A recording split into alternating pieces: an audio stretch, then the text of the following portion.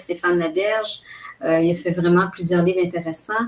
Puis lui, à son laboratoire de sommeil, c'est vraiment lui aussi un grand rêveur lucide expérimenté.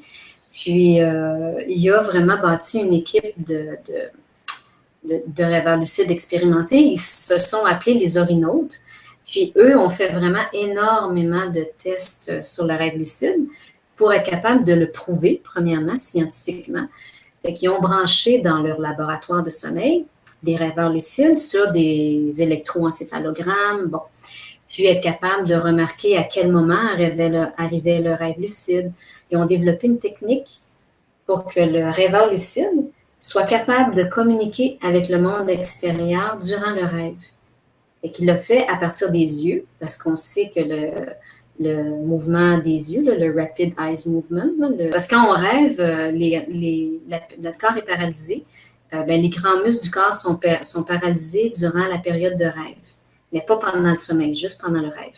Mais nos yeux ne sont pas paralysés. Il y a toujours un mouvement rapide qui se fait de gauche à droite, hein, des yeux toujours.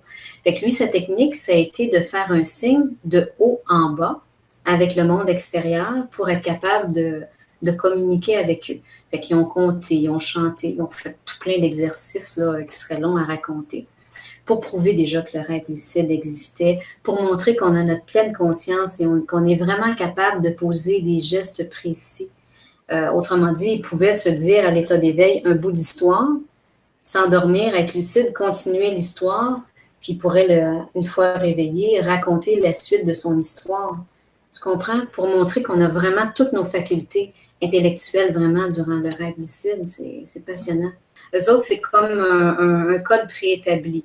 Que je vais compter, puis à partir de, mettons, de 1 à 10, quand je vais avoir fini de compter, je vais faire signe avec mes yeux comme... Parce que tu es en connexion, mais tu es quand même...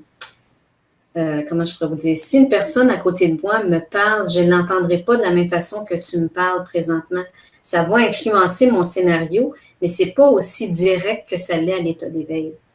Parce que mon corps est quand même endormi. Mais oui, on peut influencer le rêve lucide avec notre monde extérieur, mais on n'est pas complètement déconnecté du monde extérieur.